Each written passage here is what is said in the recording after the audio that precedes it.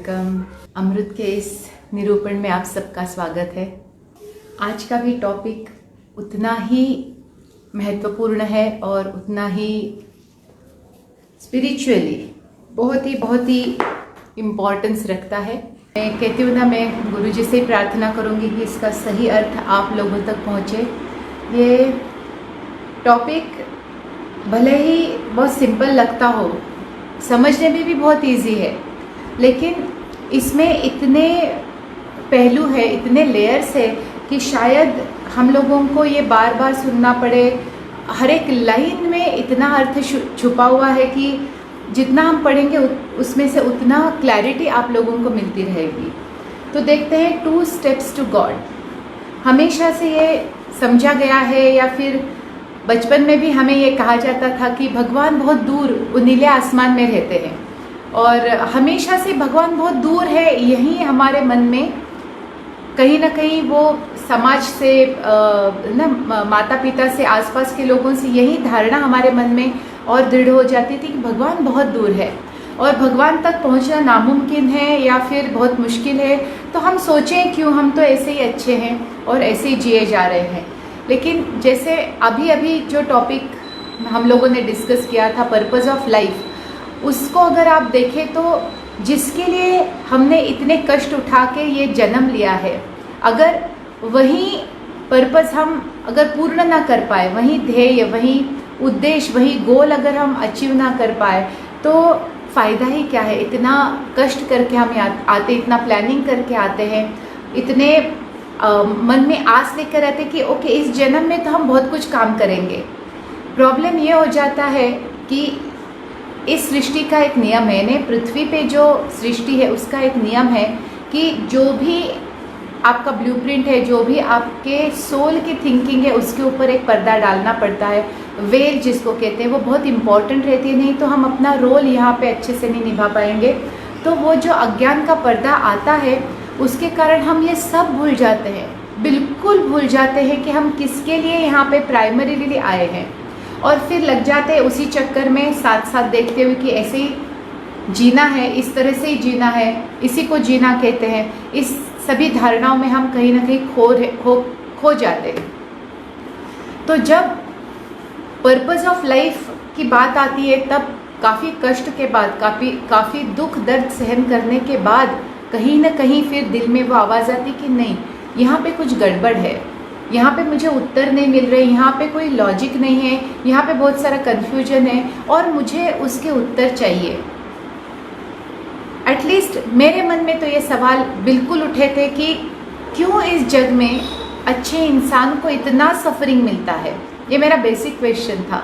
First level में मैं करने आई थी, तो मेरा मन में यही था कि मैं गुरुजी से ये ज़रूर पूछूंगी कि सच्चे अच्छे लोगों को इतने कष्ट क्यों होते हैं, और जो अपेरेंटली बहुत बदमाश होते हैं, बहुत दुष्ट होते हैं, उनको देख के लगता है कि मज़े तो ये लोग कर रहे हैं, जीवन का पूरा आनंद तो इन्हें मिल रहा है क्योंकि इनको तो कोई कष्ट ही नहीं है। तो ऐसे सवाल देख के मेरा मन बहुत दुखी हो जाता था। कहीं ना कहीं भगवान से नाराज़गी तो बहुत ज़्यादा थी कि ये सब अन्याय आपकी वजह से ही तो हो रहा है। यहाँ पे अच्छे लोगों को ठीक से न कोई जीने नहीं दे रहा है, और दुष्ट लोग है कि मज़े में दिख रहे हैं और ना असल में वही एंजॉय करते हुए दिख रहे हैं, उनको तो कोई दुख है ही नहीं।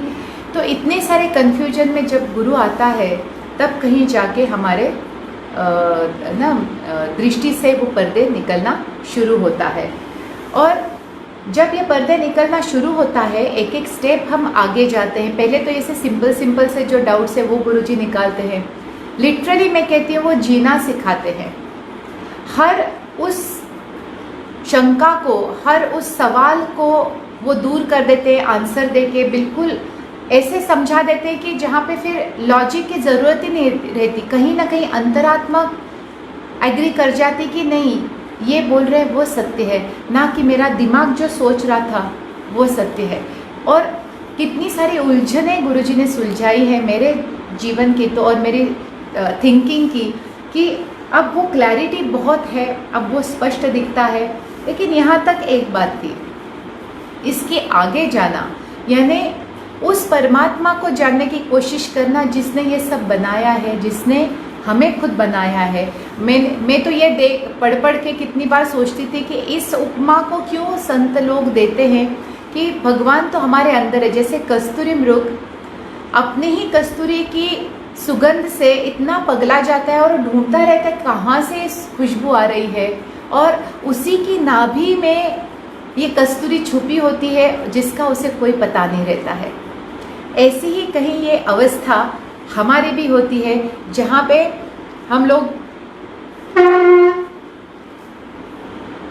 हम लोग सोचते हैं कि भगवान बहुत दूर है, भगवान पता नहीं कहाँ पे है, और उनको ढूंढा कैसे जाए। मेरे बस की तो बात नहीं है, यही सवाल मेरे मन में आता था। और जब गुरुजी ने 2 स्टेप्स टू गॉड लिखे, तब जाके समझ में आया कि रास्ता तो है, मंजिलें कई हैं लेकिन रास्ता तो है, और इस रास्ते पे चल पड़े तो कहीं ना कहीं मंजिल अपने आप से आ जाएगी।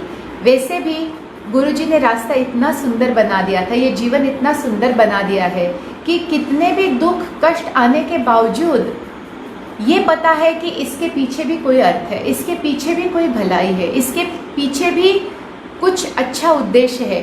तो अब मन जैसे ना शांत रहता है, बाहर कुछ भी होता रहे, कहीं ना कहीं मेरी निगाहें टिकी रहती है उस गोल पे जिसके लिए मेरी आत्मा ने ये शरीर धारण किया है, जिसके लिए उसने ये इतने कष्ट उठाए इस जीवन में, उस गोल से नज़र नहीं हटती है। तो और जीवन वैसे ही गुरुजी ने बहुत संवार के दिया है। तो अब ये तो नहीं कि रास्ता इतना कंकड़ भरा है तो मैं कैसे पहुंचूंगी भगवान तक। मुझे तो कहते ना, पहली चीज़ गुरुजी अगर कुछ सिखाते हैं तो जीना सिखाते हैं। हाथ पकड़ के सारे वो उपाय हमें सिखाते हैं जिसको यूज़ करके पहली स्टेप भगवान की तरफ जाने की, तो पहली स्टेप यही है कि आप आपका जीवन ठीक से जीना सीखें। उसके बाद फिर बाकी सारे का कोई सेंस बनता है। अगर आपको जीना भी नहीं आया, जीना ही नहीं आया, तो भगवान को ढूंढने से भी क्या फ़ायदा है। आप रोते रोते जाओगे भगवान के पास, कंप्लेन करने जाओगे कि क्या ये जीवन है। क्योंकि जब तक आप जीना नहीं सीखते, आप इस जीवन को सुंदर बनाना नहीं सीखते, तब तक वैसे भी ये सर्च शुरू नहीं हो सकती। तो पहला एम तो यही होना चाहिए। इसीलिए शायद आपने देखा होगा कि अमृत की शुरुआत होती है जीवन को संवारने से, और एंड में गुरुजी कैसे धीरे धीरे से हमें भगवान की तरफ लेके आए हैं। लेकिन शुरुआत आप हमेशा याद रखिए, शुरुआत थी हमारे जीवन की कि खुशी को प्राप्त करो, अपने जीवन से दुख को निकालो, अपने रिश्तों को संभालो, अपनी ड्यूटीज़ रिस्पॉन्सिबिलिटीज़ को कंप्लीट करो, अपने पर्पस को समझो। और फिर गुरुजी इस पड़ाव पे आके ये बताते हैं कि अब सब कुछ अब आपने ठीक कर दिया है, तो अब तो बिल्कुल आपकी आंखें आपके गोल के ऊपर रहनी चाहिए। वो है भगवान की तरफ और ज़्यादा आगे जाना, यानी अंदर जाना। बाहर तो है ही नहीं भगवान, अंदर ही है। इसीलिए शायद ये रास्ता हमें कठिन लगता है या समझ में नहीं आता है। तो देखते हैं 2 स्टेप्स टू गॉड। 2 ही स्टेप है, शायद वो स्टेप्स जानते जानते हमें पता चल जाए कि 2 स्टेप्स लेने में शायद जन्मों लग जाए, लेकिन इस जन्म का तो सार्थक कर ले। इस जन्म में कितने आगे बढ़ते हैं उसके बाद का तो बाद में देखेंगे। तो देखते हैं 2 स्टेप्स टू गॉड, बस 2 कदम। मूवी का गाना है, वो 4 कदम है, यहाँ पे गुरुजी बोल रहे 2 कदम, बस 2 कदम उठाने हैं और आप भगवान के पास पहुँच जाओगे। So much has been written about God and so much has been written about man moving towards becoming divine himself that the information I am going to give may not be the world's best kept secret.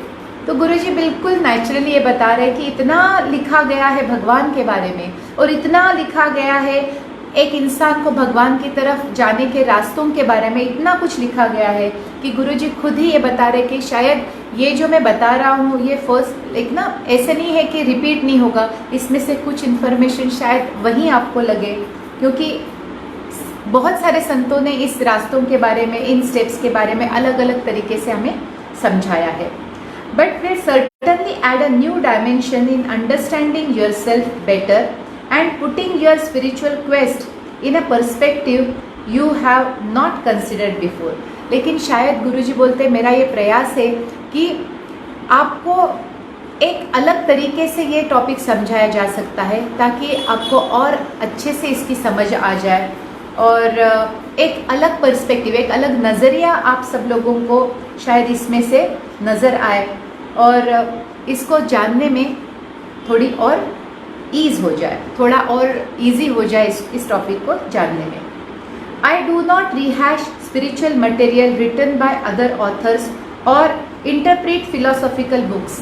जी हाँ, गुरुजी ये कभी नहीं करते कि पहले ही किसी ने लिखे गए पुस्तकों के ऊपर अपनी टिप्पणी देना या पहले ही किसी संत ने कुछ ऑलरेडी लिखा हो उसी के ऊपर रिहैश करके, यानी इधर उधर थोड़ा बदल के वही इन्फॉर्मेशन रीपैक करके वो कभी नहीं देते हैं।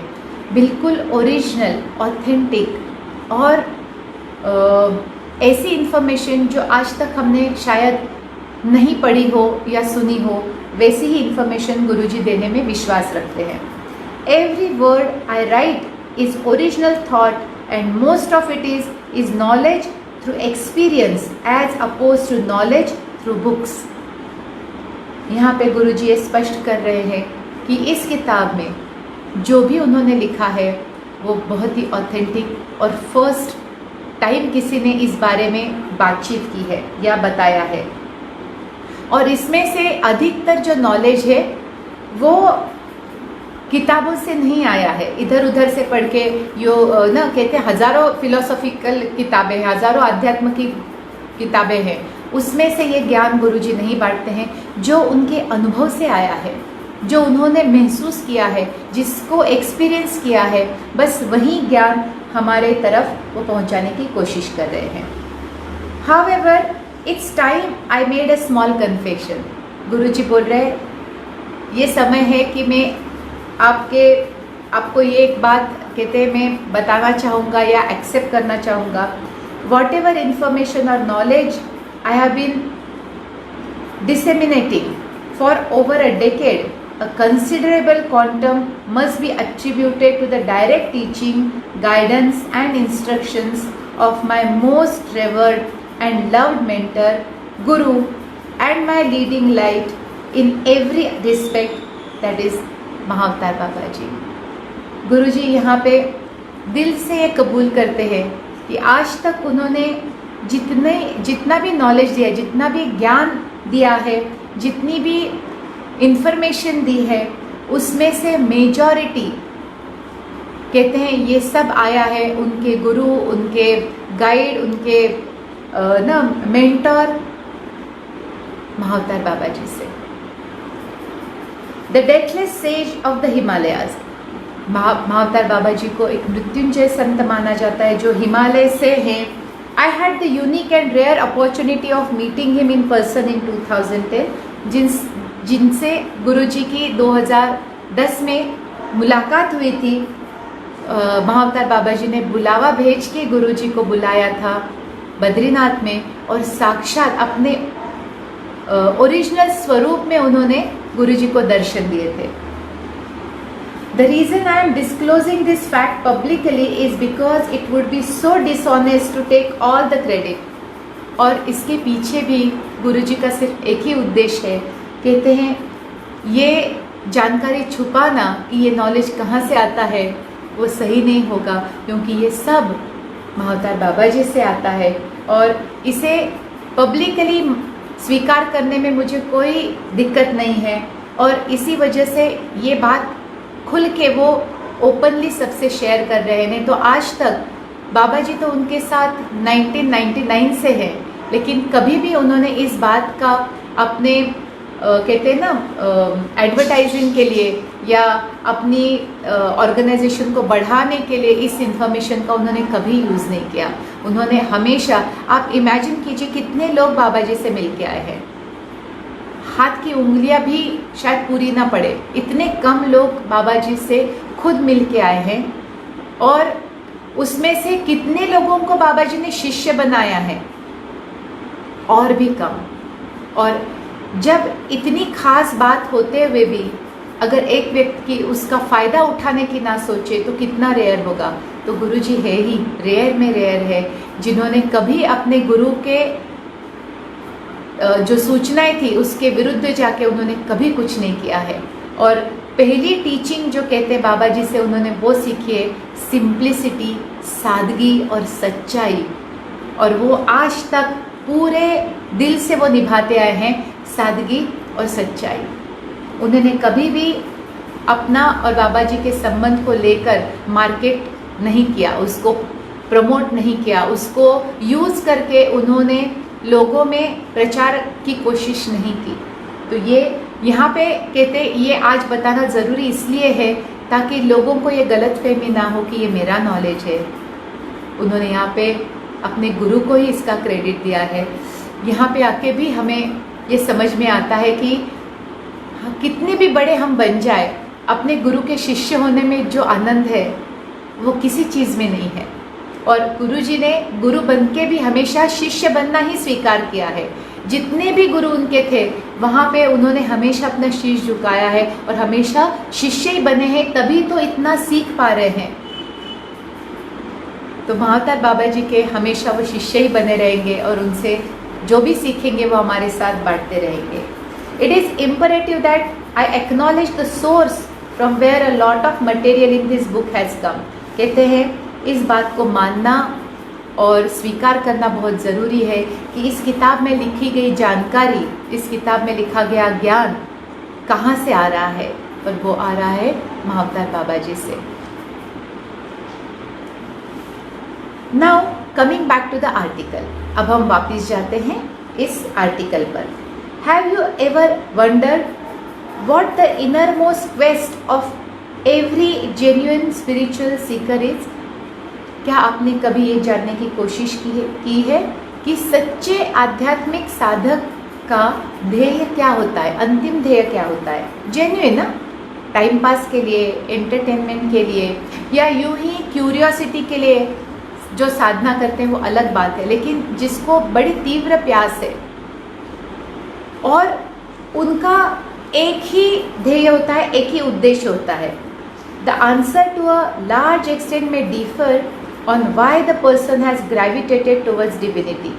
तो भगवान की तरफ बढ़ने का या भगवान को जानने की कोशिश क्यों करता है इंसान, इस बात के अलग अलग उत्तर हो सकते हैं, इस बात के कई एक्सप्लेनेशन हो सकते हैं। Some come via pen and suffering. कोई भगवान को ढूंढने के लिए इसलिए निकलता है क्योंकि उसके जीवन में इतना दुख है, तो नेचुरली किससे पूछेगा वो? भगवान तो सबसे सॉफ्ट टारगेट है ना ब्लेम करने के लिए, क्योंकि दूसरा कोई मिलता नहीं है, तो भगवान को दोष दे दो कि तुमने मुझे ये जीवन दिया है और तुमने मेरे लाइफ में ये दुख क्यों तैयार किया है। या फिर इससे निजात पाने के लिए, इस दुख से बाहर आने के लिए हम भगवान की तरफ चल देते हैं, कभी कंप्लेंट करने के लिए, झगड़ा करने के लिए, तो कभी उन्हीं से हेल्प मांगने के लिए भगवान की तरफ हम चल देते हैं। Some come when their world is suddenly torn apart.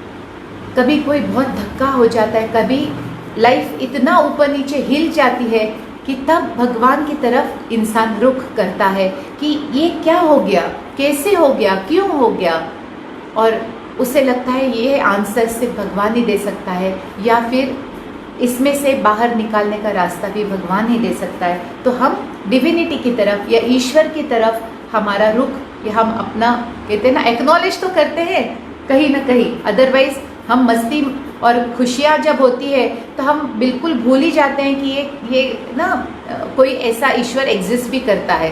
जब तक दर्द नहीं होता हमें कहाँ ईश्वर की याद आती है। Many graduate from disillusionment with organized religion। बहुत लोग ऐसे भी होते हैं कि जो अपने धर्म से तंग आके, क्योंकि उस धर्म के ढोंग, वो सारे पुराने रीति रिवाज जिनका आज कोई मायना नहीं है, और इतना करप्शन वो देखते हैं इंस्टीट्यूशनलाइज रिलीजन में, यानी संस्थाएं जो बन गई धर्म के नाम पे, वहाँ पे इतना करप्शन, इतनी धोखाधड़ी, इतना झूठ वो देखते हैं कि उससे मन उब जाता है और सच्चे ईश्वर की खोज उनके मन में जागृत होती है। A few out of sheer curiosity, but most of us simply pick up the threads from our previous lifetime।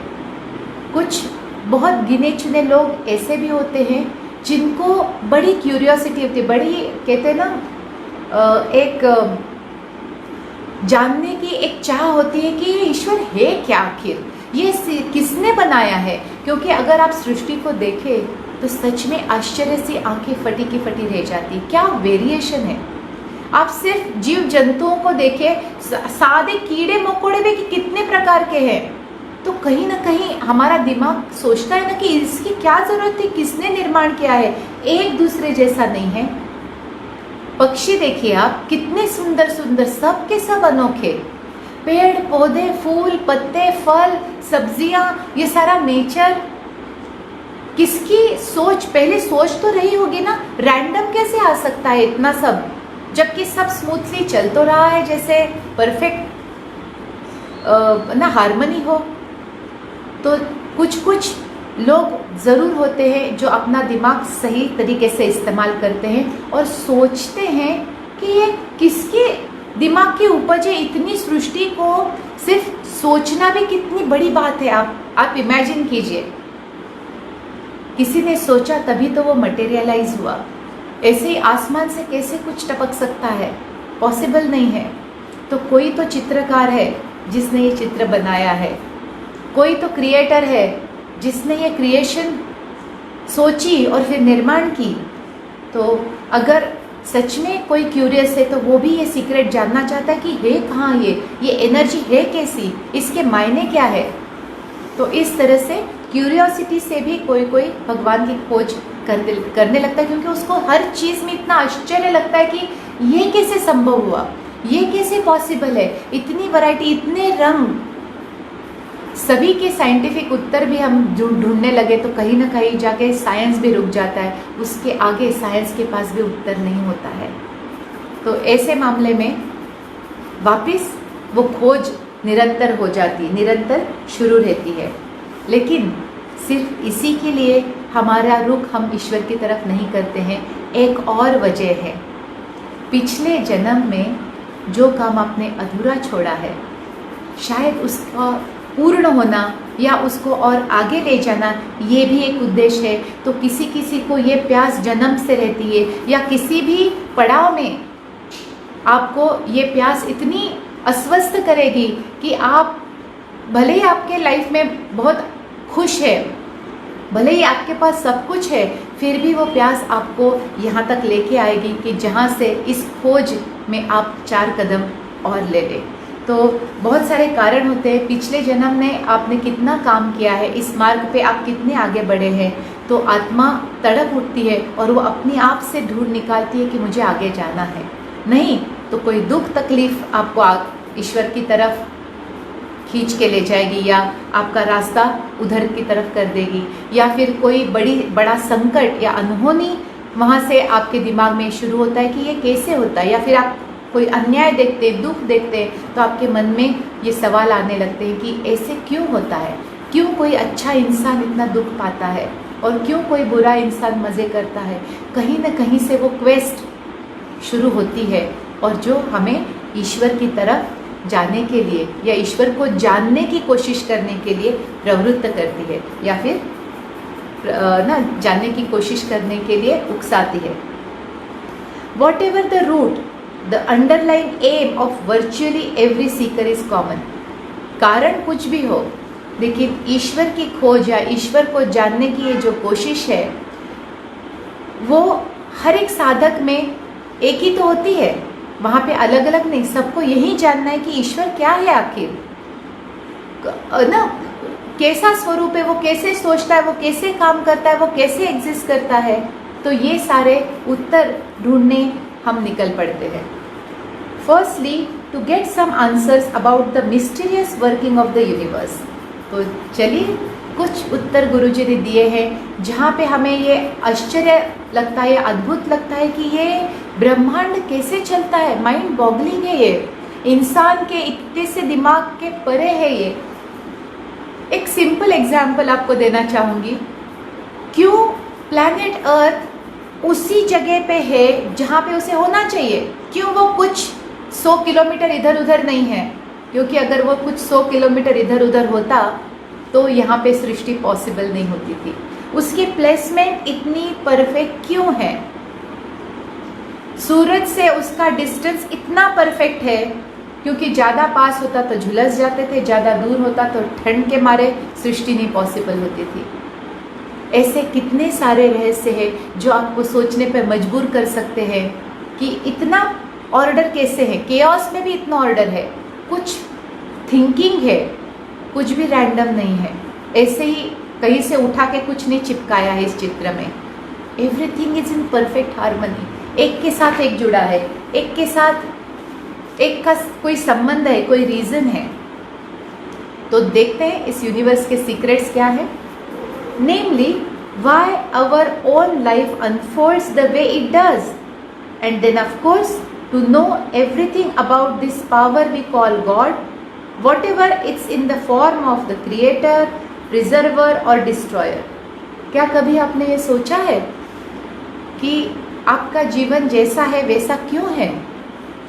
और हर एक का जीवन अपने अपने में यूनिक है, अपने अपने में अनूठा है, अनोखा है, एकम अद्वितीय है। सिर्फ हमारे ही जीवन हमारे जैसा है, कोई किसी और का जीवन सेम टू सेम हमारे जैसा नहीं है, क्योंकि हम अपनी बुद्धि का प्रयोग कभी ऐसा सोचने में ही नहीं करते हैं। इसीलिए हम इन प्रश्नों से कभी हम वास्ता या इन प्रश्नों को हमारे मन में उत्पन्न ही नहीं होने देते। अगर दिमाग का सही इस्तेमाल किया जाए तो कितने ऐसे सवाल हैं जिनके उत्तर एक्चुअली हम ढूंढ रहे होते हैं, लेकिन भाग दौड़ में, एंजॉय करने में, पार्टी करने में, ये करने में हम जो महत्वपूर्ण जो सवाल हमारे अंदर उठने चाहिए उनको हम बुझा देते हैं और जो टेम्परेरी है उसमें खो जाते हैं। लेकिन ये सवाल आपके दिमाग में उठने चाहिए। पेन होता है तो ज़रूर उठते हैं, सुख में नहीं उठते हैं। कोई ये नहीं पूछता है कि मेरे पास इतनी दौलत कैसे है, किस कारण से है। लेकिन दुख आता है तो ज़रूर जोर जोर से रो धो के हम भगवान से पूछते कि मैंने क्या किया, मेरे नसीब में ये दुख क्यों है। चलिए, दुख से ही सही, सुख से ही सही, क्यूरियोसिटी के लिए सही, सवाल तो आने दीजिए ताकि आप उसके उत्तर ढूंढने में कुछ क्षण तो अपने लाइफ के लगा दें। तो जैसे भी ये पावर है, फिर वो चाहे क्रिएटर हो, सस्टेनर हो, डिस्ट्रॉयर हो, ये पावर है क्या, ये शक्ति है क्या जो इसका निर्माण भी चल रहा है, डिस्ट्रक्शन भी चल रहा है, सस्टेनेंस भी चल रहा है। ये पावर है क्या जो सब कुछ कंट्रोल करती है। Soon this elementary knowledge we gain mainly through books, we come to the realization that this path can take us to a level of awareness and fulfillment that can permanently set us free from suffering and ignorance। यहाँ पे बहुत बार किताबों में हम इसके उत्तर ढूंढने की कोशिश करते हैं और किताबों से हमें बहुत कुछ इन्फॉर्मेशन ज़रूर मिलती है, और कहीं ना कहीं हमारे अंदर ये एहसास जन्म लेता है कि ये जो नॉलेज है, इस सृष्टि का जो असली नॉलेज है, उसको प्राप्त करने के बाद हम सच में हमारे दुख तकलीफ से मुक्त हो सकते हैं। इस अज्ञान से उठने से ही हम अपने तकलीफ़ों से, दुखों से निजात पा सकते हैं। If we put further effort we can even enjoy amazing super normal powers. थोड़े और कष्ट किए जाए तो ह्यूमन से सुपर ह्यूमन बनने की सारी क्षमता हर एक में होती है, और हमारे साधु संत ने दिखाया है। हाँ, मेहनत हम लोग नहीं लेते, इसलिए हमारे अंदर के जो पावर्स है वो हिडन रह जाते हैं, लेकिन क्षमता पूरी है और हर एक इंसान में वो क्षमता डाल के दिए भगवान ने कि अपने अंदर की क्षमता को पहचानो। जैसे हनुमान जी भूल गए थे उनकी पावर कितनी है, और जाम्बुवन जी ने उनको याद दिलाया था कि अरे तुम कैसे भूल गए, तुम तो जन्म से इतने ताकतवर थे कि सूरज को निगलने के लिए लपक गए थे, कूदी मारी थी। आज क्या तुम ये सोच रहे हो कि इतना सा समुद्र कैसे लांघना है। सहस्त्र योजन डिस्टेंस है पृथ्वी से सूर्य का, वो लांघने की क्षमता जो रखता है, वो समुद्र किनारे बैठ के सोच रहा है कि मैं समुद्र को लांघ के कैसे जाऊं। बिल्कुल यही अवस्था हमारी भी है। छोटे से दुख को हम देख के ये सोचते कि अरे बाप रे, इस दुख से तो हम तो मर जाएंगे। ऐसा ही लगेगा, क्योंकि जब तक अपने अंदर की क्षमता हम खुद नहीं जानते, हर दुख, हर तकलीफ हमें डरा देगी, हर छोटी छोटी समस्या हमारे अंदर घबराहट पैदा करने लगेगी। और यहीं पे विवेकानंद ने भी कहा है कि हम अपना असली स्वभाव भूल गए हैं। शेर के बच्चे हैं, भगवान के बच्चे हैं, हम उनसे कम नहीं हैं। बिल्कुल भीगी बिल्ली जैसे बन के बैठ गए अभी। देखो, उठो, जागृत हो जाओ और अपने अंदर की क्षमता को पहचानो, और तब तक विश्राम ना करना जब तक अपने अंदर की एक क्षमता को जान ना लेते हो। क्या मैसेज दिया है। लेकिन कष्ट कौन करेगा। दुख में रह के भगवान को कोसना कितना आसान है ना, रोना धोना। लेकिन अपनी जिम्मेदारी अपने ऊपर लेके अपनी ताकत को यूज करके उस पर मात करना बहुत कष्ट लगता है। जाने दो, रहने दो, हम रोते रहेंगे।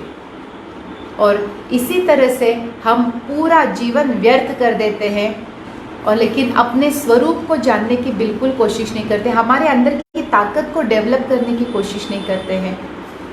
और ये सबसे बड़ा अन्याय होगा खुद के ऊपर। दूसरों की लाइफ की छोड़िए, अपने खुद की लाइफ को ही संवारने की कोशिश कीजिए। तो ये समझ में आने लगता है धीरे धीरे कि इससे आगे जाके अगर थोड़े कष्ट किए तो अपने अंदर की अद्भुत ताकत का एहसास हो सकता है। May reach a state of consciousness we only read about in books and ultimately experience an ecstasy not limited by any of the five senses। और इसके भी आगे अगर कोशिश करें तो जिस अवस्था का वर्णन किताबों में पढ़ा है, संतों ने लिखा है, उसकी अनुभूति भी हो। और ये अनुभूति होने के बाद जो ब्लिस, जो अत्यानंद हृदय में भर जाता है, वो फिर पंचेंद्रियों से आने वाले छोटे मोटे आनंद से उसकी क्या तुलना कर सकता है इंसान।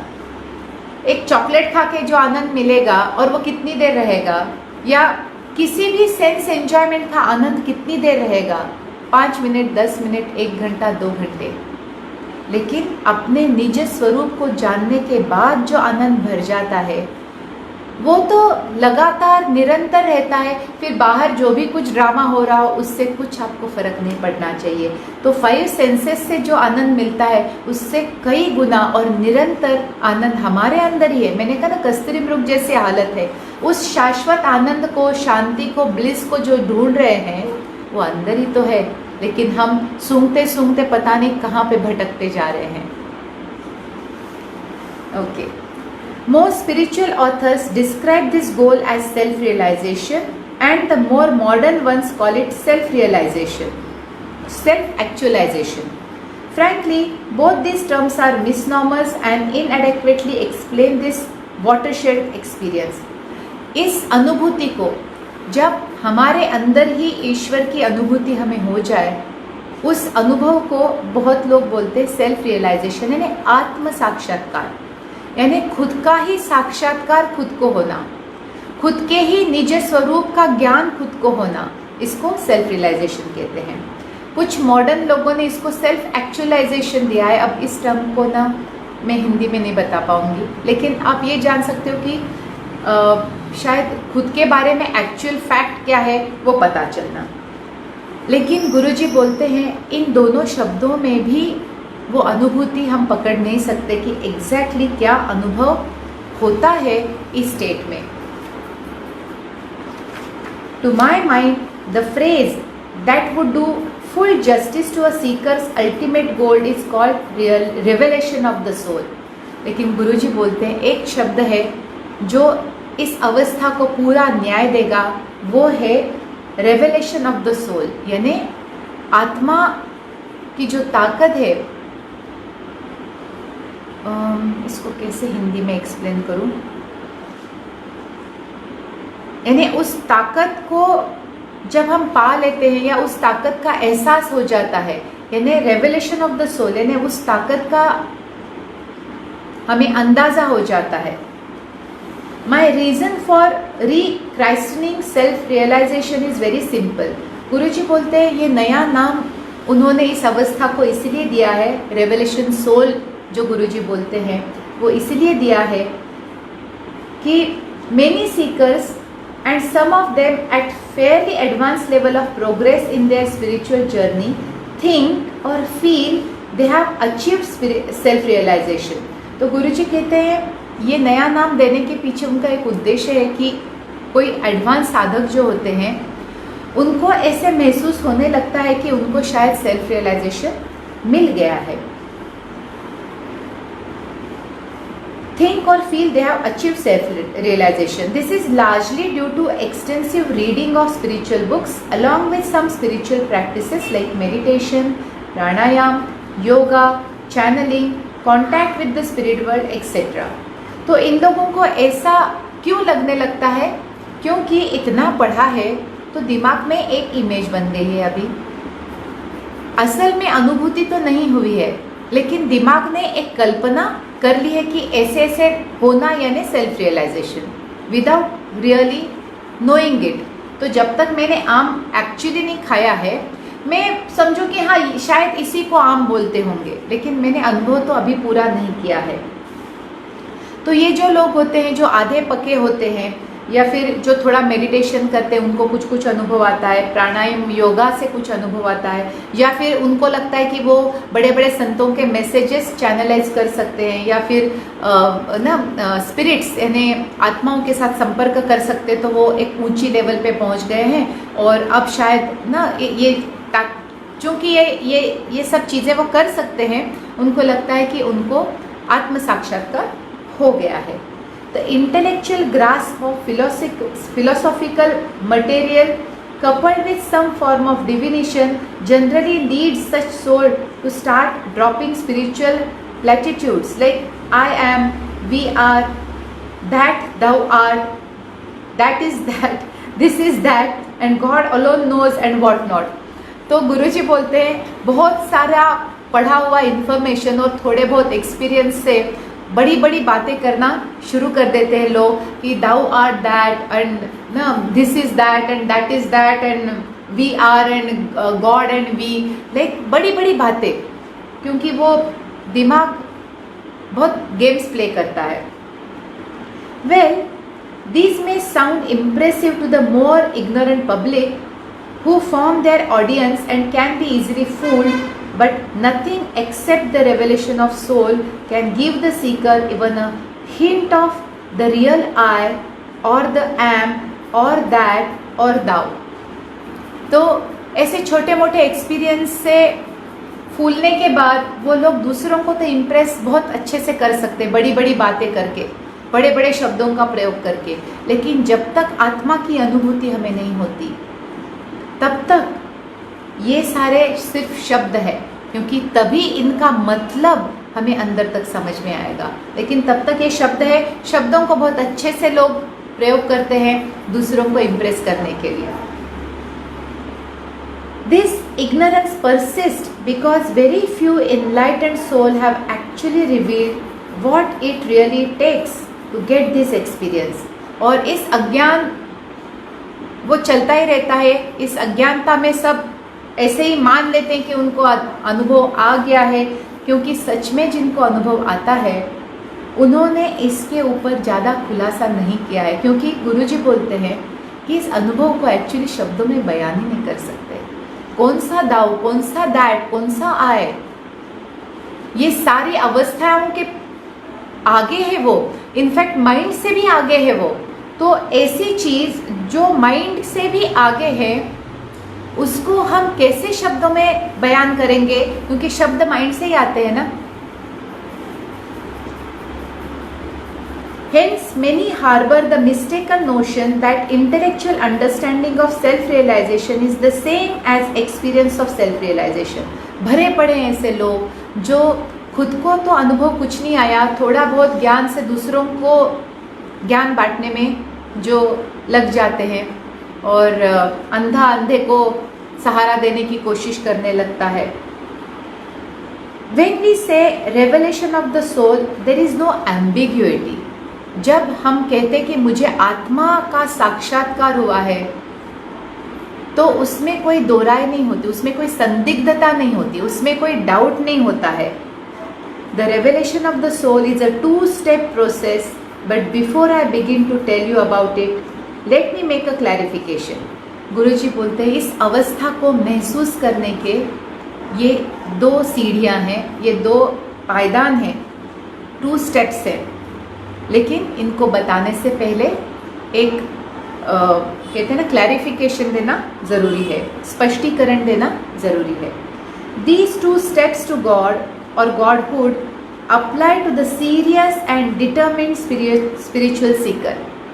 ये 2 स्टेप्स है वो सिर्फ उन्हीं लोगों के लिए है जिनको सच में उतनी प्यास है कि इस सब खेल को उन्हें समझना है, अपनी खुद की लेवल को उन्हें समझना है, इस सारे जग के क्रिएटर को उन्हें समझना है, इतनी तीव्र प्यास है, उन्हीं के लिए ये 2 स्टेप्स गुरुजी ने बताए हैं।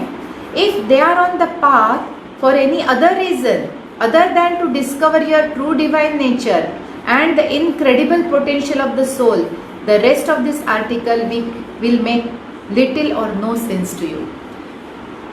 खुद के असली स्वरूप को जानने के अलावा या फिर ईश्वरीय शक्ति क्या है इसको जानने के अलावा आपका अगर दूसरा कोई भी हेतु है इसमें, तो इसमें आगे आप और नहीं जा सकते, क्योंकि ये 2 स्टेप्स जो है इससे आपको कोई फ़ायदा नहीं होगा, आप समझ ही नहीं पाओगे।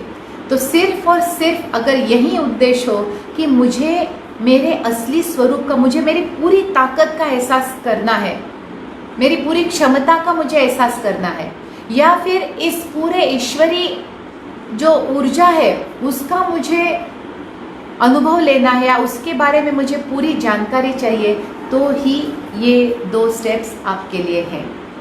इसके अलावा आपको सिद्धि चाहिए, आपको संपत्ति चाहिए, आपको और कोई भी आपका अगर हेतु है तो इससे आपको कोई लाभ नहीं होगा। तो पहले ही मैं बता देती हूँ कि जो सीरियस सीकर है उन्हीं के लिए ये 2 स्टेप्स बहुत बहुत इम्पोर्टेंस रखते हैं। आज मैं सिर्फ पहली स्टेप लेती हूँ, दूसरी स्टेप में नेक्स्ट लेक्चर में यानी कि शुक्रवार के लेक्चर में कवर करूँगी ताकि इसको पूरा न्याय दे पाऊँ। पहली स्टेप है जिसको गुरुजी ने हार का नाम दिया है, HARP, नॉट हार the instrument, HARP। No, you don't have to learn playing that musical instrument associated with angels। तो आपको हार्प सीखने की ज़रूरत नहीं है। HARP is an acronym for health, awareness, refinement and purification. तो पहली स्टेप, पहले जो कहते हैं ना सीढ़ी है, वो इन 4 चीज़ों से बनती है जिनको आपके जीवन में आपको अपनाना है, इनको महत्व देना है, इनके ऊपर काम करना है। और शुरुआत ही गुरुजी हेल्थ से लेते हैं। हेल्थ यानी आपका आरोग्य, आपका स्वास्थ्य, वो बहुत बहुत ज़रूरी है। उसके बाद आता है अवेयरनेस यानी जागृति, अलर्टनेस कि क्या हो रहा है आसपास, इसका क्या अर्थ है, इस ये जो समझ है, ये जो अलर्टनेस है, ये जो अवेयरनेस है, जो जागृति है, वो बहुत इम्पॉर्टेंट है। रिफाइनमेंट, रिफाइनमेंट यानी शुद्धि, अंदर की शुद्धि, और प्यूरिफिकेशन यानी उसके एक और स्टेप आगे जाके। एक्चुअली कहीं कहीं ना इंग्लिश के जो शब्द है वो इतने सटीक है कि उसको रिप्लेस कैसे, कौन से शब्द से करूँ, ये मुझे कन्फ्यूजन हो जाता है। आप डिक्शनरी मीनिंग भी निकाल सकते हैं, रिफाइनमेंट क्या है और प्यूरिफिकेशन क्या है। रिफाइनमेंट यानी आपके जो संस्कार है उसको पॉलिश करना, और प्यूरिफिकेशन यानी शुद्ध करना। I will briefly explain the importance of each of these endeavors as the first step to God। अगर ये स्टेप ही नहीं लिया तो आगे का रास्ता एनीवे नहीं खुलेगा। तो आपको चाहिए स्वास्थ्य, आरोग्य, आपको चाहिए जागृति, आपको चाहिए कोशिश जो आपके जो अंदर के गुण हैं उनको पॉलिश करे, और शुद्धि यानी आपके अंदर के जो अवगुण हैं, दुर्गुण हैं, उनको मिटाने की प्रक्रिया। तो पहले लेते हैं हेल्थ को। One of the first prerequisite of reaching higher level in your spiritual growth is a largely disease free, relatively fit and healthy physical body. जी हाँ, अगर आपको इस सारे सीक्रेट को जानना है तो पहली चीज़, पहली इन्वेस्टमेंट वो होनी चाहिए हेल्थ के रूप में। ये व्हीकल है, ये गाड़ी है शरीर, अगर यही अच्छे से नहीं चल रही तो आपका आगे का प्रवास कैसे होगा, आपका आगे की जर्नी कैसे होगी। तो इस शरीर को ठीक ठाक रखना, फेयरली गुड, जितना आपके हाथ में है उसको आरोग्यपूर्ण रखना, उसको स्वास्थ्यपूर्ण रखना, ये पहली सीढ़ी है जिसको आप इग्नोर नहीं कर सकते। क्योंकि गाड़ी खराब हो गई तो आगे की जर्नी आप कंप्लीट नहीं कर पाएंगे। जिस स्पीड से आप जा सकते हैं उस स्पीड से नहीं जाएंगे। रोते पीटते खटारा जैसे बार बार रिपेयर हो रहे हैं, बार बार प्रॉब्लम आ रहा है, इसको लेके आप कितना लंबा दूर जा सकते हैं। तो हेल्थ इज़ पैरामाउंट इम्पोर्टेंस, बहुत बहुत ज़्यादा महत्व हेल्थ के लिए है। ये शायद किसी ने कहा नहीं होगा, किसी संत ने इतने स्पष्ट रूप से कहा नहीं होगा जितने गुरुजी ने हमें पहले ही आगाह किया है कि आपके तबीयत का ख्याल रखिए, आपकी हेल्थ का ख्याल रखिए। Its full import will only be appreciated when we come to the second step। और इसका महत्व अभी शायद पता ना चले, लेकिन जब दूसरी स्टेप आप लेंगे तब आप पीछे जाके ये नहीं सुधार सकते। तो अभी से पहले ही स्टेप में अपनी हेल्थ का ख्याल रखना, इसको अच्छा मेंटेन करना, ये आपके लिए बहुत इम्पोर्टेंट है। However, it will suffice to say at this point that you cannot go much further in your quest without a fully functional vehicle for the soul to be revealed in। सादी सी simple सी बात है कि इस vehicle को, इस वाहन को ठीक ठाक रखे बिना आप इसके अंदर बसे हुए आत्मा को कैसे जानोगे। इस खटारा गाड़ी को आप कितना चला सकते हो। तो health is important. I am in no way suggesting that you rush to a gymnasium or look like a model on the catwalk। जी हाँ, इसका अर्थ ये नहीं है कि आप जिम में जाके डोले शोले बनाओ, आप ना हेल्थ कमाओ, इतने बड़े बड़े मसल्स चाहिए, नहीं। ना ही आपको परफेक्ट फिगर चाहिए जो कि लाइक ना मॉडल्स और catwalk, in fact they are the most unhealthy. वो नहीं होती है हेल्दी अंदर से, कुछ ना कुछ डिफिसिट, लेकिन उनका वो जॉब प्रोफाइल है जिसके लिए उनको ये सब करना पड़ता है, तो वो अलग बात है। हमारी रिक्वायरमेंट अलग है, उसके लिए जानते हैं कि कितनी मिनिमम रिक्वायरमेंट है। All I am saying is try and remain as disease and disability free as your destiny can allow you to B.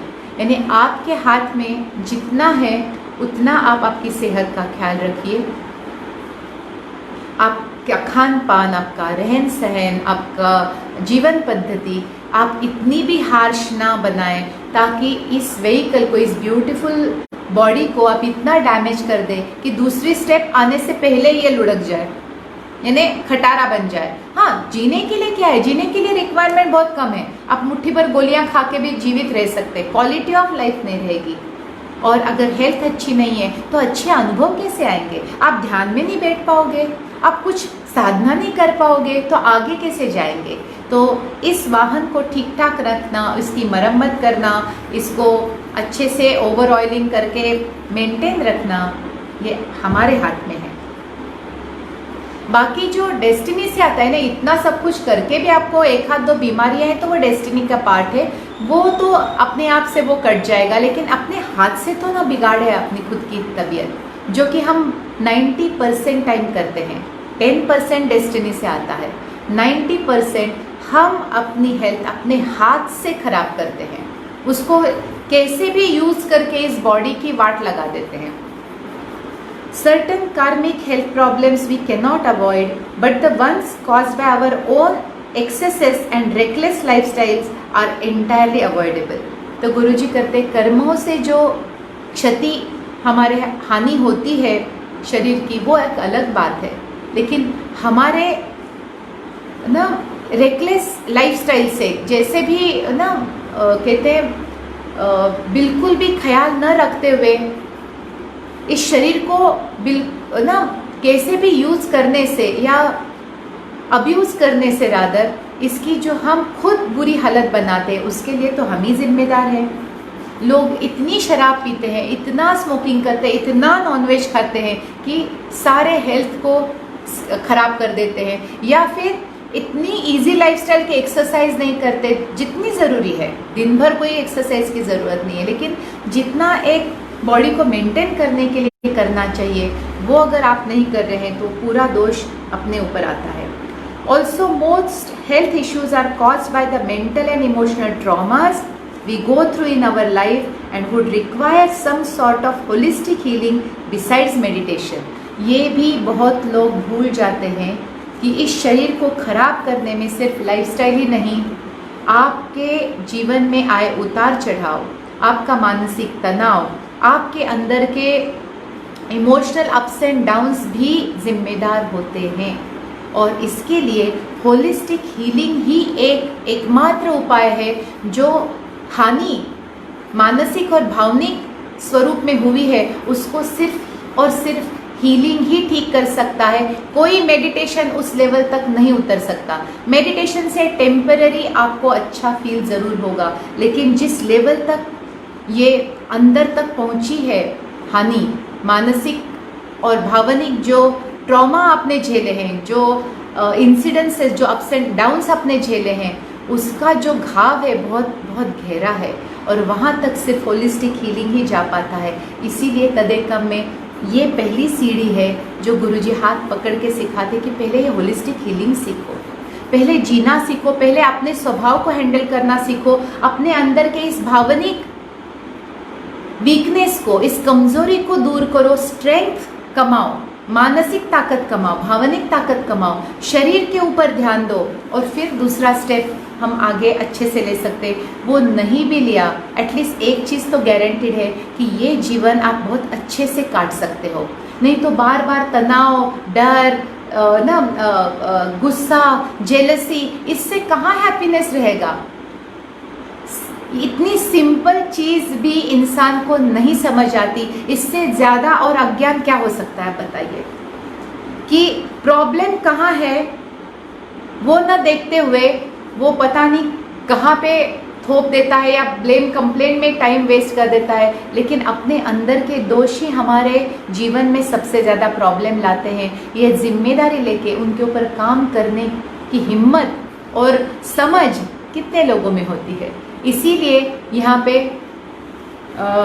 हर शख्स परेशान सा क्यों है, सीने में जलन, आँखों में तूफान सा क्यों है, इस शहर में हर शख्स परेशान सा क्यों है। इस सवाल का उत्तर गुरुजी ने मुझे दिया है कि अपने ही अंदर के इन कमज़ोरियों से हर शख्स परेशान है। और सीने में जलन है ना, दूसरों को देख देख के जलता है, कुछ ठीक नहीं हो रहा है इसके लिए जलता है। आँखों में तूफान यानी इतनी भावनाएं हैं, तूफान यानी आंसू जमा हो गए हैं। तो सही पकड़ना सीखना भी समझदारी की बात है, और ये समझदारी आते आते ही आती है। ये आप इंजेक्शन देके नहीं सिखा सकते किसी को। तो जिसको आ गई समझो कि एक सीढ़ी आगे निकल गए हम लोग। तो चलिए आगे बढ़ते हैं। We go through in life and would require some sort of holistic healing। ये हो गया। No spiritual author writes about this aspect as demolishing the mind is considered the only prerequisite for attaining nirvana। ये बात कोई भी spiritual author, आप मुझे किसी का भी नाम बताओ, ये किसने इतना खुल के दिखाया है, कितना इसको सिंप्लीफाई करके इससे पहले किसी ने समझाया है। इस चीज़ का, हीलिंग का, हेल्थ का महत्व किस स्पिरिचुअल गुरु ने बताया है? बहुत कम, बहुत कम। वो आसना वसना सिखाएंगे, मन के ऊपर काबू पाना सिखाएंगे, लेकिन मन का उपचार करना, मन को हील करना, ये कितने लोग सिखाते हैं? जहाँ से एक्चुअली आध्यात्म की शुरुआत होती है, उसको ठीक करे बगैर आप आध्यात्म में जा ही नहीं पाएंगे। The mind is considered the only demolishing mind, यानी बिल्कुल ना घोट के माइंड को मार दो, यही सिखाया गया है कि मन को मरोड़ के उसको बिल्कुल ना दबा के रखो। नहीं जी, मन को दबा नहीं रख सकते आप दबा के भी अस्वस्थ रहेंगे, मन को नहीं दबा सकते। मन को आप डिसिप्लिन कर सकते हो, मन को आप अच्छे से मोड़ के उसका सही उपयोग कर सकते हो। मन को दबाने से कोई खुश नहीं रह सकता। इतना उबाल आएगा कि एक दिन वो फट जाएगा। तो बहुत लोग दबा दबा के खुद को ब्रह्मचारी बनाते हैं और अंदर सारी डिजायर्स पनपती है ना। खुद के ऊपर इतने निर्बंध लगा देता है इंसान अध्यात्म के चक्कर में कि अंदर ही अंदर वो सुलगता रहता है, क्योंकि इतने डिजायर्स वो कंप्लीट नहीं होते तो शांति कहाँ आएगी। तो गुरुजी का रास्ता बहुत अलग है। गुरुजी का रास्ता है कि इतना भी नहीं एंजॉय करना है कि भटक जाओ, और इतना भी नहीं खुद के ऊपर निर्बंध लगाने हैं कि जीवन से ब्यूटी निकल जाए, जीवन से आनंद निकल जाए। निग्रह यानी बीच में बैलेंस रखना सबसे बड़ी बात होती है, और जो गुरुजी हमेशा बताते हैं। तो एक्सट्रीम काम नहीं करता है, किसी भी एक्सट्रीम से हम कभी खुश नहीं हो पाएंगे। पूरी तरह से माइंड को ढीला भी नहीं छोड़ना है और दबा के तो बिल्कुल नहीं रखना है। और गुरुजी और बाबा जी की सारी टीचिंग का क्रक्स यही है कि बैलेंस लाया जाए, मन में, आत्मा में, विचारों में, व्यवहार में बैलेंस बैलेंस बैलेंस, और कुछ नहीं। तो बैलेंस में आप सब कुछ एंजॉय करो, इम्बैलेंस आ गया तो गिरने के चांसेस है। My take is that you ignore your physical body only at the risk of forfeiting your goal. तो गुरुजी शरीर की प्रताड़ना करने से बिल्कुल मना करते हैं। और यहाँ पे मैंने सिद्धार्थ का जितना जीवन पढ़ा है, उन्होंने भी यही कहा कि मैंने बहुत कष्ट देके देखे इस शरीर को, लेकिन मुझे भगवान की प्राप्ति नहीं हुई, क्योंकि कष्ट से कुछ नहीं, यानी शरीर को ना खाना नहीं खिलाना है और ना एक्सट्रीम कुछ नहीं करना है। एक्सट्रीम कुछ करने से कुछ हासिल नहीं होता है, और जहाँ पे आपकी हेल्थ बिगड़ जाए ऐसा कुछ भी नहीं करना है। तो इतना सिंपल टेक्निक गुरुजी यहाँ पे बता रहे हैं हमें कि ऐसा कुछ करने की ज़रूरत नहीं है जो माइंड को बिल्कुल मार डालने के हिसाब से करना। माइंड यूज़फुल भी है। मेरी बेटी बहुत छोटी थी, और एक्चुअली बच्चे बड़े इंटेलिजेंट होते हैं, उनके सवाल भी बहुत आध्यात्मिक होते हैं। हम उनको कुचल के उनको मटेरियलिस्टिक बना देते हैं, लेकिन ओरिजिनली अगर आप किसी बच्चे के क्वेश्चंस को देखो, हमसे ज़्यादा सोच तो वो होते हैं। उनको डेथ के बारे में क्यूरियोसिटी होती है, उनको ईश्वर के बारे में क्यूरियोसिटी होती है, उनको प्रश्न निर्माण होते हैं जिनको हम छोटा है, बच्चा है, कुछ भी बोलता है करके हम उनको कुचल देते हैं, उनकी क्यूरियोसिटी को मार डालते हैं और हमारे जैसे मशीन बना के छोड़ देते हैं। नहीं करना है, अगली पीढ़ी को ये नहीं करना है। तो सही सवाल आने दीजिए मन में और क्यूरियोसिटी को बना के रखिए। तो फिजिकल बॉडी को इग्नोर ना करें। अगर आप शरीर की प्रताड़ना कर रहे हैं तो आपकी जर्नी इससे आगे नहीं जा सकती। दूसरी चीज़ है अवेयरनेस। आई थिंक आज मेरे से ज़्यादा नहीं हो पाएगा, थोड़ा सा टाइम है, 15-20 मिनट और ले लेती हूँ। जब आप अपने हेल्थ का यानी वापस एक बार रिमाइंडर, शारीरिक, मानसिक और भावनिक स्वास्थ्य, तीनों ही स्वास्थ्य बहुत बहुत ज़्यादा महत्वपूर्ण है, और इन तीनों का ख्याल रखना और इनका ख्याल कैसे रखना है ये आपको आना चाहिए। तो यहाँ से शुरुआत होती है दूसरे पॉइंट की, अवेयरनेस। अवेयरनेस यानी अलर्टनेस, जागरूक रहना यानी सजग रहना। Awareness is like the bulb that is never switched off. तो ये एक ऐसा बल्ब है, ऐसा रोशनी का स्रोत है जो कभी भी बंद नहीं होता है। जैसे वो हमेशा रास्ता दिखाता रहता है, हमेशा आपको बताता रहता है क्या सही है क्या गलत। आपकी नज़र नहीं हटनी चाहिए, नज़र हटी और दुर्घटना घटी। आध्यात्म में भी सही है। As a seeker one cannot afford to lose focus on certain aspects of your life. अगर आप सच्चे साधक हैं, आपकी दृष्टि हटनी नहीं चाहिए आपके गोल से। नज़र हटी और दुर्घटना घटी। They constantly need to be in front of you as much as at the back of your mind. तो जितनी आपकी नज़र सामने है उतना ही आपकी नज़र पीछे आपके दिमाग की तरफ होनी चाहिए। आपके दिमाग के ऊपर आपकी नज़र होनी चाहिए कि ये क्या सोच रहा है, ये ऐसे क्यों सोच रहा है, इसको ये ख्याल आया कहाँ से है।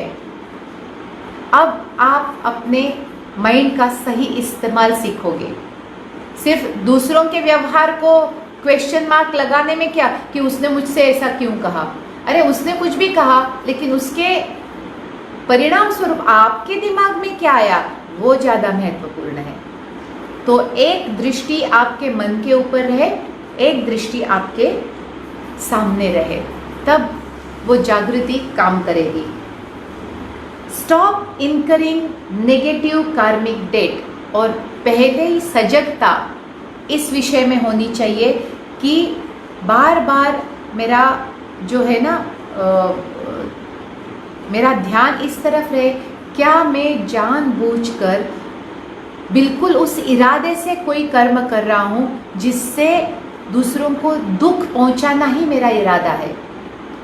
तो नेगेटिव कर्म बढ़ेंगे और उसका भुगतान करना पड़ेगा। आज भी अगर इस तरह के एक्शन आपसे हो रहे हैं तो ये बहुत सॉरी स्टेट है, और आपको ये ध्यान रखना बहुत ज़रूरी है कि भूले से भी दूसरों को दुख देने की भावना आपके अंदर ना जन्म दे, क्योंकि कहीं ना कहीं वो एक्शन बन जाएगी और कर्म आपके खाते में आ जाएंगे।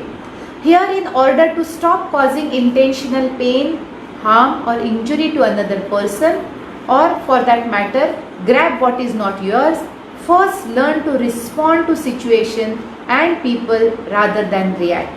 तो गुरुजी बोल रहे हैं कि दूसरों को क्षति, हानि, दुख पहुंचाने का जो हमारा ये स्वभाव है उसके ऊपर अगर काबू पाना है तो आपको प्रतिसाद देना होगा, प्रतिक्रिया नहीं, यानी आपको रिस्पॉन्ड करना सीखना होगा, न कि रिएक्ट, क्योंकि रिएक्शन में हम सोचते नहीं हैं।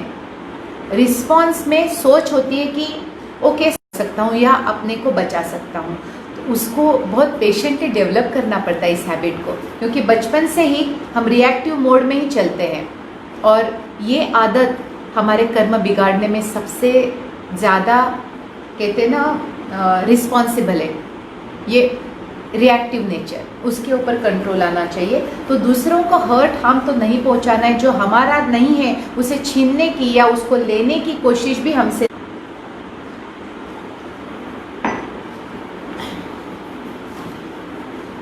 तो यहाँ पे सजग रहना, सावधान रहना, जागरूक रहना बहुत ज़रूरी है, जहाँ पे हम अपने इरादे को एक बार क्रॉस चेक कर सके कि मुझे ये बोलने की इच्छा हो रही है, उसके पीछे इरादा क्या है, मुझे मेरा संरक्षण करना है या मुझे पलटवार करके उसको दुख पहुंचाना है।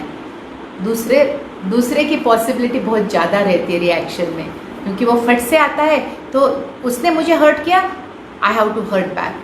तो यहाँ पे अपना इरादा चेक करना बहुत ज़्यादा ज़रूरी है। Constant awareness that you are a spirit, however conscious effort is a must as the circumstances and challenges of daily life can be pretty overwhelming। जी हाँ, गुरुजी ये जानते हैं कि रोज़ दिन में कितनी बार हमें ऐसे लोगों से वास्ता पड़ सकता है कि जो बहुत ही नेस्टी है, बहुत ही दुष्ट है, बहुत ही कनिंग है, और ऐसी परिस्थितियों का सामना करना पड़े जो कठिन है और चैलेंजिंग है। और ऐसे समय में दिमाग शांत, संतुलित रखना और जागरूक, सजग रहना बहुत कठिन हो सकता है, लेकिन वही तो हमारी परीक्षा है। A constant awareness that you are a spirit first and merely taking a human experience to evolve is extremely helpful। तो गुरुजी कहते हैं एक बात हमेशा याद रखिए कि आप साधारण ह्यूमन बीइंग नहीं है, आप साधारण मनुष्य नहीं है, आप एक दिव्य आत्मा है जिन्होंने मनुष्य का अनुभव लेने के लिए ये जन्म लिया है। हम मनुष्य जैसे ना कमज़ोर है, न ही पीड़ित है, न ही उसके जैसे गिरे हुए हैं। बस ये एक रोल है, कुछ सीखना है, कुछ सिखाना है, कुछ अनुभव करना है, इसीलिए मनुष्य का ये स्वरूप हमने लिया हुआ है। इस बात को बार बार याद करने से भी गुरुजी बोलते हैं हम काफ़ी हद तक अवेयर रह सकते हैं, लेकिन वो अलर्टनेस डेवलप करना पड़ता है जो हमें अपनी सोच दिखाए, हमारे विचारों के ऊपर हमारा ध्यान रहे, ये बहुत ज़रूरी है। Lastly, unshakeable belief that ultimately this incarnation is to be used for your personal spiritual growth. और सबसे बड़ी याद रखने वाली चीज़ ये है कि इस मनुष्य जन्म का उपयोग मुझे अपनी प्रगति के लिए भी करना है, प्रगति के लिए भी करना है, मैंने प्रगति के लिए ही करना है नहीं कहा, क्योंकि वो इम्पॉसिबल है, लेकिन प्रगति के लिए भी करना है। सिर्फ रोजमर्रा का रूटीन या बस खाओ पियो मज़े करो, इसके लिए इतना खूबसूरत जन्म नहीं है, फिर जानवरों में हम में कोई फ़र्क ना रहे। तो हम मज़े ज़रूर करेंगे, लेकिन एक नज़र मेरी गोल के ऊपर रहेगी। क्या मैं दिन भर मज़े कर सकती हूँ, लेकिन थोड़ा समय मैं अपनी प्रगति के लिए ज़रूर निकालूंगी, क्योंकि वो मेरा पहला कर्तव्य है। तो इस तरह की जागृति होना, इस तरह का अवेयरनेस होना, इस तरह की समझ होना, सोच होना, ये बहुत बड़ी रिक्वायरमेंट है, नहीं तो इसके आगे जाएंगे ही नहीं। अगर ये सोच ही नहीं डेवलप हुई तो इंसान इसके आगे की सोचेगा भी नहीं, वहीं पे फंसा रहेगा। लास्टली नहीं, ये हो गया। The incumbent duties, responsibilities and enjoyment of the senses are merely a by product of taking a human birth. Guruji कितनी सुंदरता से हमें समझा रहे हैं कि हमारे जो सारे कर्तव्य है, ड्यूटीज़ है, हमारे जो रिस्पॉन्सिबिलिटीज़ है और जो भी सारा मज़ा हमें करना है, वो तो सिर्फ एक बाय प्रोडक्ट है। अब ह्यूमन जन्म ले ही लिया है तो ये सब करना ही पड़ेगा, या फिर हम करते हैं, इससे कोई गुरुजी ये नहीं कर रहे कि ये क्यों कर रहे हैं हम लोग, लेकिन पूरी तरह से इसी में खो जाना, ये गलती ना करें। थोड़ा समय दिन भर में आधा घंटा 1 घंटा अपने लिए, अपनी प्रगति के लिए लगाना सही इन्वेस्टमेंट होगा। रिफाइनमेंट यानी पॉलिशिंग, जैसे अंदर के दोष जलाते ना, जैसे रिफाइनरी होती है, सोने को शुद्ध करने के लिए उसको तपना पड़ता है, उसको आग में जलना पड़ता है, ताकि उसमें अगर कुछ खोट मिली हो तो वो जल के निकल जाए। अब हमारी हालत भी ऐसी है, खरा सोना था, बिल्कुल खरा सोना, लेकिन उसमें काफ़ी सारी मिलावट होती गई हर जन्म में, और अब जाके इसमें इतनी इम्प्योरिटीज़ आ गई है कि रिफाइनमेंट यानी जो शुद्धिकरण प्रक्रिया है वो करनी पड़ेगी। अंदर के जो विकार है, अंदर के जो दोष है, उनको जला के राख करना पड़ेगा, वापस इस सोने को शुद्ध करना है।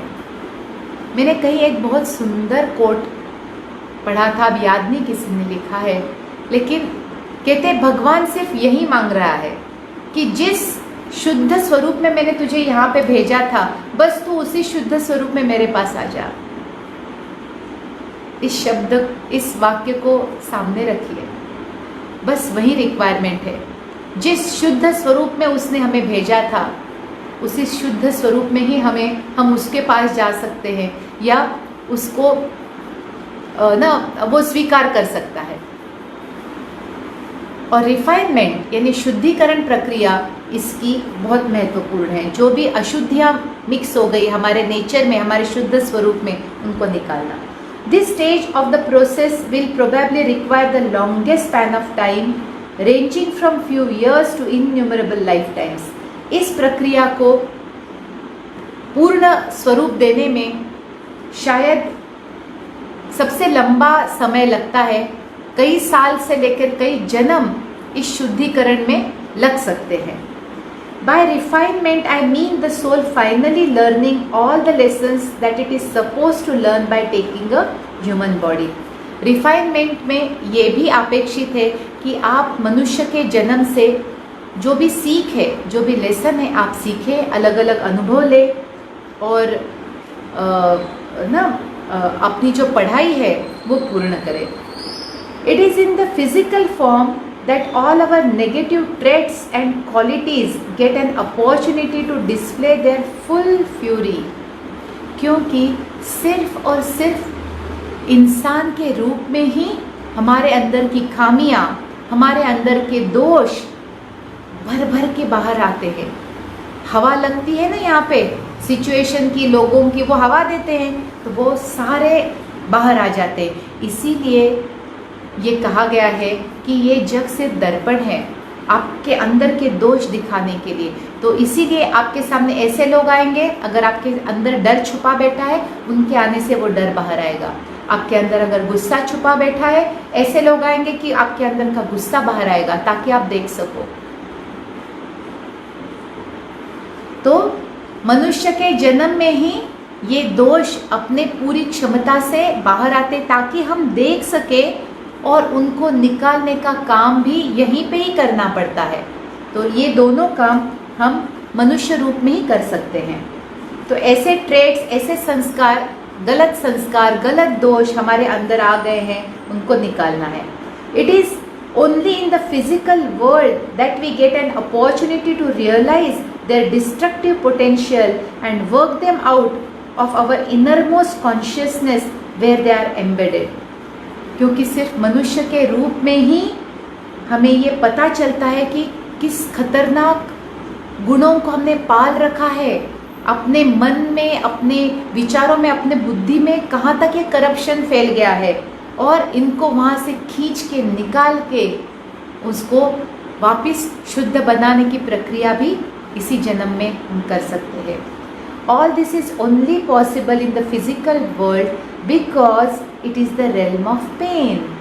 और ये सिर्फ हम इसी जग में आके जान सकते हैं, क्योंकि जब दुख होता है तभी तो इसकी अनुभूति से हमें पता चलता है कि कुछ तो गड़बड़ है। अगर दुख ही नहीं महसूस होगा तो हमें कुछ प्रॉब्लम है ये पता ही नहीं चलेगा। सिंपल एग्जाम्पल आपको देती हूँ, जूता काटता है तभी हमें पता चलता है कि कुछ गड़बड़ है जूते में।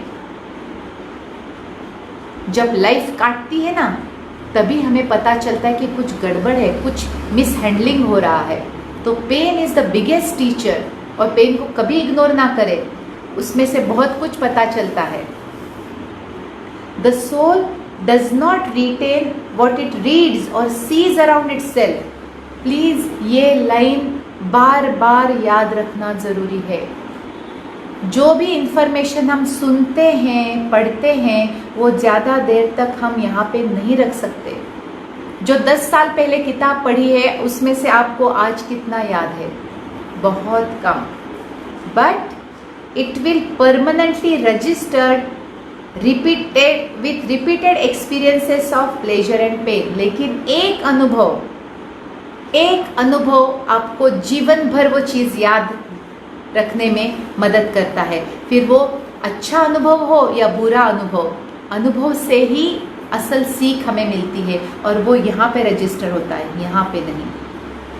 तो इंफॉर्मेशन, बुकिश नॉलेज सिर्फ यहाँ पे रहेगा, जो अनुभव से कमाया है वो यहाँ पे रहेगा, और वो हमेशा याद रहेगा, जन्म जन्म तक याद रहेगा। Which are etched in our subconscious mind, क्योंकि वो हमारे अंतरात्मा तक उतर गया है और वहाँ पे अब वो पक्का हो गया है। So through repeated cycles of pain in many lifetimes the refinement process would to a reasonable extent weed out negativities like greed, anger, avarice, jealousy, arrogance, hatred। तो जन्म जन्म तक दुख भोग के अंदर तक वो ज्ञान चला जाता है कि ये दुख किस लिए है। ये दुख इसलिए है क्योंकि मैंने कुछ गलत काम किया है। ये दुख इसलिए है क्योंकि मैंने अपने लोभ में किसी का छीना था, अब मेरे से छीन रहा है। तो मेरी अंतरात्मा सीख रही है कि जब छीना जाता है तभी वो छीनने का दुख मुझे पता चलेगा। इस तरह से हम इतनी सारी नेगेटिविटीज़ के लेसन्स दर्द से सीखते हैं। तो फिर वो गुस्सा हो, लोभ हो, मोह हो, मत्सर हो, ये सब इनके अनुभव से ही हमारे अंदर तक ये सीख पक्की होती है कि इनको छोड़ना है। और डीवीडिंग यानी अच्छे सुंदर खेत में जब अनचाहे पौधे निकल आते हैं तो उनको खींच के निकालना पड़ता है। अगर आप ऊपर से काटोगे, प्रूनिंग करोगे, उनकी जड़ें अभी भी ज़मीन में है, वो कभी भी वृक्ष का स्वरूप ले सकती है। उनको जड़ से निकालने के सीक्रेट फॉर्मूले सिर्फ और सिर्फ गुरु के पास होते। बाकी के सारे मेथड सिर्फ प्रूनिंग है, सिर्फ ऊपर की छटाई है। इसीलिए बहुत लोग, फिर वो विपश्यना हो या फिर कोई से भी मेथड हो, वो लोग बार बार जाके वापस आ जाते हैं। मेडिटेशन कैंप्स हो या फिर कोई भी, ये सब ऊपर ही है। इसके असल तरीके, जो परमानेंट तरीके, वो सिर्फ और सिर्फ एक सेल्फ रियलाइज गुरु के पास ही होता है, और वो सिर्फ 1 to 1 ही वो सिखाता है। वो मासेस में सिखाने जैसे होते ही नहीं है। तो इन सारे विकारों को जड़ से निकालने के जो तरीके हैं वो आपको गुरु से ही सीखने पड़ेंगे, उसके चरणों के पास बैठ के वो सीखने पड़ेंगे। Purification, should I continue? I think ये लास्ट है तो मैं इसको पूरा करती हूँ ताकि फर्स्ट स्टेप हम अच्छे से जान ले। पहले हेल्थ को संभालना है, दूसरा सजग रहना है कि हमारे विचार क्या है, हम कृति क्या कर रहे हैं ताकि हमारे नेगेटिव कर्मास ना बढ़े। तीसरा है शुद्धिकरण, जो हमारे मूल डिवाइन नेचर में ये मिलावट हो गई है, राग, लोभ, द्वेष,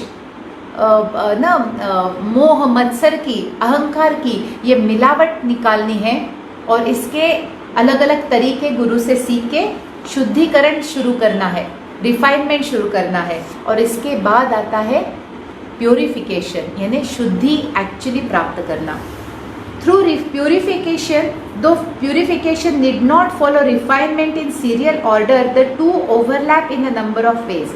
गुरुजी बोलते एक के बाद एक ये हो, ये ज़रूरी नहीं है, बहुत बार साइमल्टेनियसली यानी एक साथ ये दोनों क्रियाएं शुरू हो जाती है। The process of purification generally starts after considerable refinement has taken place. तो अशुद्धियाँ जब तक कुछ हद तक कम नहीं होती, शुद्धि की प्रक्रिया शुरू ही नहीं होती, क्योंकि अशुद्धि रहेगी तो शुद्धि कैसे शुरू होगी। तो कहीं ना कहीं अशुद्धियाँ निकालने का काम पहले करना पड़ता है, तभी जाके अपने अंदर के जो गुणों को निखारने का काम है वो शुरू होगा, अवगुणों को निकालने के बाद या simultaneously. Purification is mostly a result of conscious effort by a person to bring about change from within. और यहाँ पे एक व्यक्ति बहुत परिश्रम से अपने अंदर आमूलाग्र बदल करके लेता है। यानी मेरे अंदर लोभ है ना, मैं उस लोभ को निकालने के हर भरसक कोशिश करूंगी जब तक मेरे अंदर से लोभ पूरी तरह से नष्ट न हो जाए। It would include inner detachment where a person enjoys abundance and bounty that comes in life but is unperturbed by the lack of it. यहाँ पे हम बैलेंस डिस्कवर करते हैं। अटैचमेंट यानी डर छूट जाता है। जब कोई चीज़ हमारे लाइफ में होती है हम उसको पूरी तरह से एंजॉय करते हैं बिना इस डर के कि अगर ये चीज़ निकल गई तो क्या होगा, क्योंकि सारी अवस्था में फिर इक्वानिमिटी आ जाती है, बैलेंस आ जाते हैं। तो चीज़ है तो भी आनंद है, नहीं है तो भी आनंद है। उस स्थिति को प्राप्त करना ही प्यूरिफिकेशन प्रोसेस का सबसे बड़ा महत्व है। Detachment would also extend to humans, especially close family and friends, who are now seen as actors playing their role in the drama of life. ये डिटैचमेंट यानी ये अनासक्ति जो है वस्तुओं से फिर लोगों तक पहुंचती है, जहाँ पे हम लोगों की तरफ अलग दृष्टि से देखते हैं। हम उन्हें अपने रिलेटिव्स की तरह न देखते हुए हम उनको अपने जीवन के इस नाटक में शामिल हुए एक्टर्स की तरह देखना शुरू करते हैं। उनको पर्सनली ना लेते हुए हमारे इस जर्नी में सहभागी हुए कुछ को एक्टर्स की तरह देखते हैं, और ये बहुत बड़ी स्टेप है। तो उनके व्यवहार से हमें दुख होना बंद हो जाता है, उनसे बहुत ज़्यादा लगाव होना भी बंद हो जाता है। फिर भी बहुत सारा प्यार, कृतज्ञता और एप्रिसिएशन हमारे मन में जन्म लेता है, क्योंकि उनके कारण हम काफ़ी सारे इम्पोर्टेंट लेसन सीखते हैं और काफ़ी सारे अच्छाई भी सीखते हैं। तो बहुत नज़रिया बदलता है और बहुत सारे दृष्टिकोण बदल जाते हैं।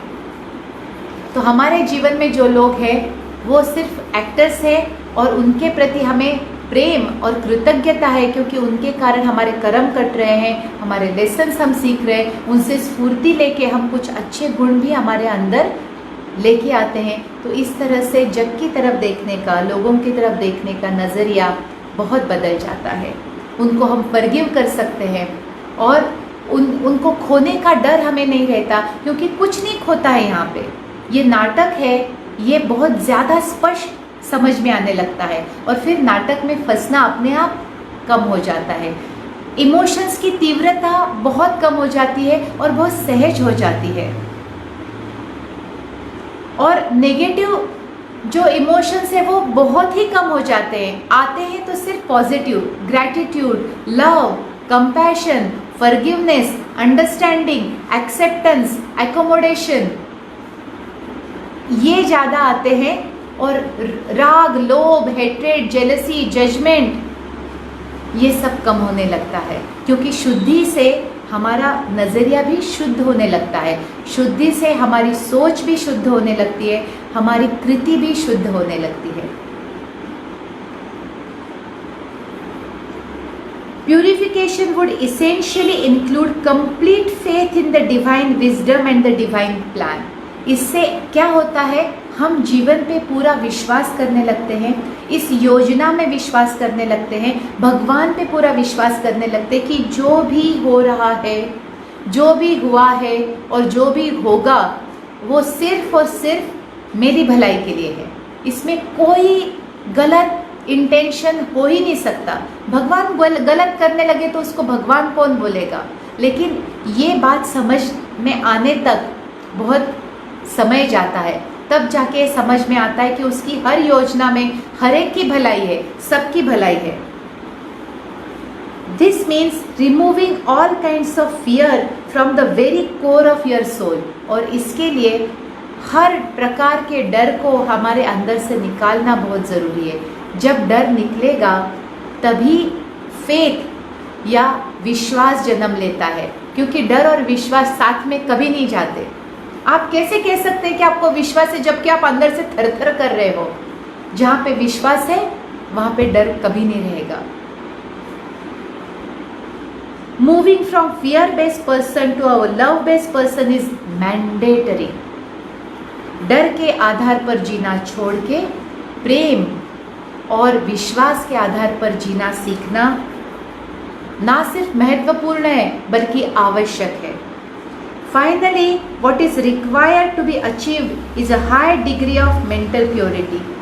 और इसके बाद आता है मन की पूर्ण शुद्धि, यानी इतने लेवल तक रिफाइनमेंट करनी है, प्यूरिफिकेशन करना है कि एक भी विकार इतना सा भी हमारे अंदर ना बचे। Every thought that arises in mind must be put through a very fine sieve to check for its contribution to your life। यहाँ पे आके ये एक्सरसाइज गुरुजी हम सभी शिष्यों को देते हैं कि एक भी थॉट आपके रडार से छूटे नहीं। हर एक थॉट को क्वेश्चन करना है कि ये आया क्यों, इसकी क्या ज़रूरत है मेरे जीवन में, क्या इससे कोई प्रोडक्टिव होगा या डिस्ट्रक्टिव होगा। कोई भी थॉट आपके जागृति से नहीं छूटना चाहिए और आपके लाइफ में उसकी क्या कंट्रीब्यूशन होगी ये सवाल आपको पूछना है। अगर वो यूज़फुल है तो ही वो थॉट आगे बढ़ेगा, अगर नहीं है उसको डस्टबिन दिखाया जाएगा। और ये जागृति आनी चाहिए और वो आती है, क्योंकि मेथड से गुरुजी ऐसे सिखाते एक लेवल के बाद कि बिना परिश्रम के ये अपने आप से आती है। और मैं अपने अनुभव से कह सकती हूँ, क्योंकि जो कुंडलिनी दीक्षा उनसे मैंने ली थी 2005 में, उसका फल मैं अब महसूस कर रही हूँ। जो स्थिरता, जो बैलेंस, जो नज़रिया, जो प्योरिफिकेशन मेरे मन के अंदर, विचारों के अंदर हुआ है, वो सिर्फ और सिर्फ उनकी देन है। और इस दीक्षा को जो मैंने चुना है उसकी देन है। और उसके बगैर प्योरिफिकेशन नहीं आता है, आ ही नहीं सकता है। लोग बहुत कष्ट सह लेते हैं, जूझते हैं अपने दिमाग से कि ये थॉट क्यों आया, लेकिन वो कहाँ से आया और उपज कहाँ से है और वहाँ से जड़ से निकालने की प्रोसेस आपको पता नहीं है तो आप सिर्फ तलवार लेके माइंड के साथ लड़ सकते हो। लेकिन जो विकार की जड़ें हैं उसको जड़ से डीवीडिंग करना, ये सबसे प्राथमिक स्टेप है यहाँ पे। Any thought with the prospect to contribute negatively cannot be entertained even for a minute। ये आपकी जिम्मेदारी है कि आपके मन में आया वह गलत विचार आपको वहीं पे उसको ख़त्म करना है। अगर उसके ऊपर एक्शन लेने से गलत होने वाला है या किसी के विषय में गलत विचार है तो वहीं के वहीं रुकना चाहिए। अगर उससे कुछ पॉजिटिव नहीं आ रहा है तो उस विचार को हक ही नहीं है कि आपके दिमाग में वो चलता रहे और आपको उससे और ज़्यादा विचारों में वो उलझाता रहे। There are innumerable methods by which a person can speed up the process of refinement and purification and reduce the incidence of learning through pain and suffering. ये है enlightened guidance and only a genuine enlightened guru can give. ये है सच्चा ज्ञान जो सिर्फ और सिर्फ आत्मज्ञानी गुरु ही दे सकता है कि ये प्यूरिफिकेशन और रिफाइनमेंट ऐसे ही नहीं आता है। उसके लिए कुछ साधना और कुछ विशिष्ट साधना करने की ज़रूरत होती है और अगर आप ये करते हैं तो आपको दुख और तकलीफ से सीख सीख के आगे जाने की ज़रूरत नहीं रहेगी।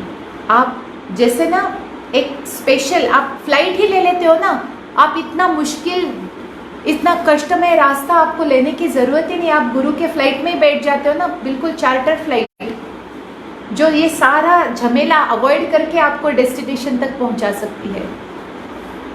सो ये ज़रूरी नहीं है कि दुख और तकलीफ से ही इंसान सीखता है, जी नहीं, बट देन अ गुरु और some kind of guide may become necessary. जैसे मैंने कहा, इनका हाथ पकड़े बगैर हम आगे नहीं जा सकते।